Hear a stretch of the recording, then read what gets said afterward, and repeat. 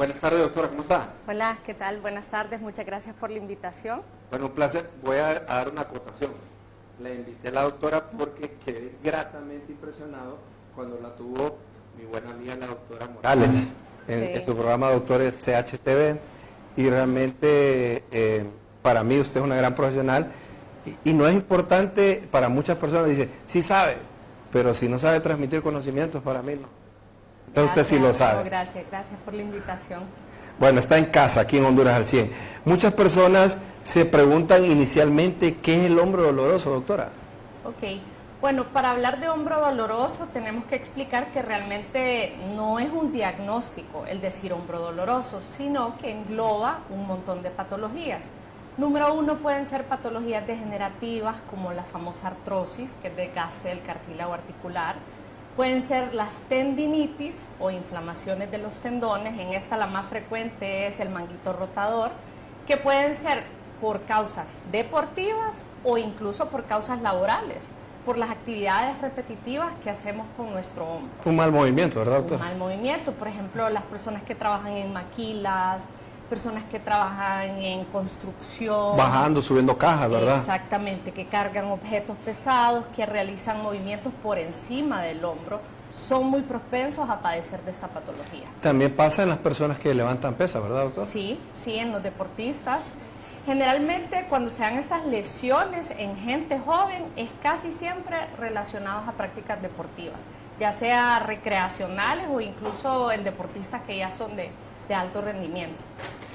Y según lo que usted ha visto en su consultorio, los casos, ¿cuál es el más recurrente en caso de hombro doloroso? Ok, yo creo que ahí el número uno se lo lleva las lesiones de manguito rotador, y las más frecuentes son las degenerativas, es decir, las que son producto del paso del tiempo, ¿verdad? O sea, la típica persona que le empieza a doler el hombro y no sabe por qué, porque no ha realizado nada que lo lesione, pero empieza a doler, y empieza a doler más en las noches. Entonces, generalmente en estos casos se da por una degeneración de los tendones. Los tendones van envejeciendo, van perdiendo su elasticidad, su hidratación, y se puede incluso romper sin necesidad de haber un golpe.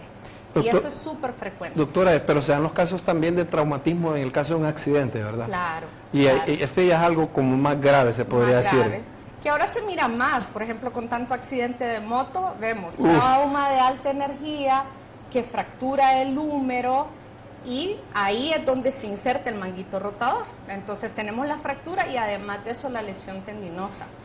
La pregunta del millón, en estos casos graves de fractura, ¿se puede dar una reposición en cuanto a una pieza de ese hueso o no, doctora?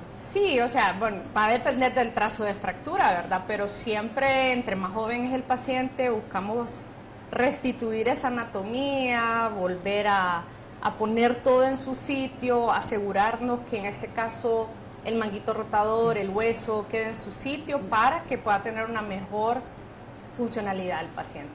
¿Cuáles son los síntomas que podemos decir que son los indicativos de que ya estoy teniendo un hombro doloroso? Ok, dolor al mover el hombro, y este puede ser cuando usted esté haciendo actividades deportivas o incluso cosas tan sencillas como lavarse los dientes, peinarse, alcanzar un objeto que está elevado. Este dolor casi siempre se incrementa en las noches. Eso es algo bien característico, que cuando el paciente está en reposo empieza a doler muchísimo más el hombro, y en casos avanzados ya se empieza a limitar la movilidad, es decir, el paciente no puede mover el hombro por más que uno le diga.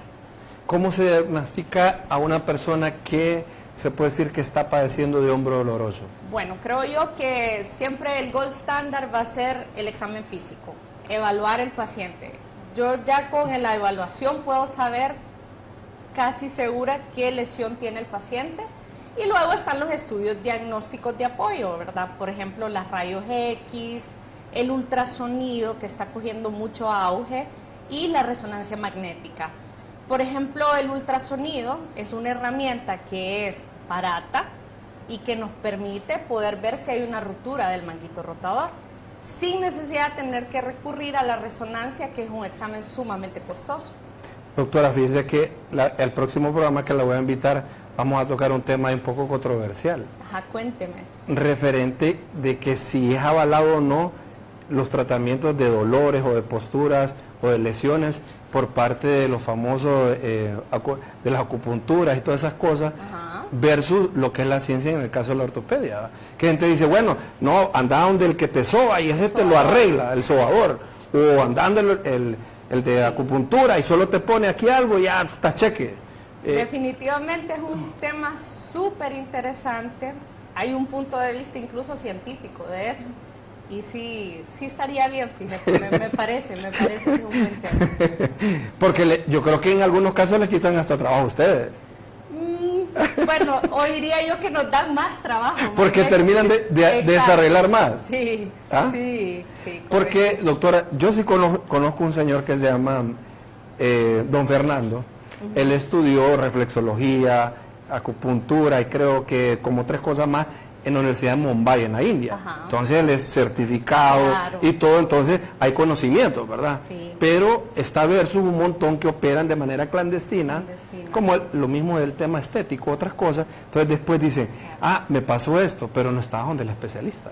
A ver. Entonces, sí, eso nos lleva una factura. Como en todo, yo pienso que en cada área uno debe de asesorarse siempre de personas que hayan tenido un estudio, una formación para evitar complicaciones, para evitar lesiones.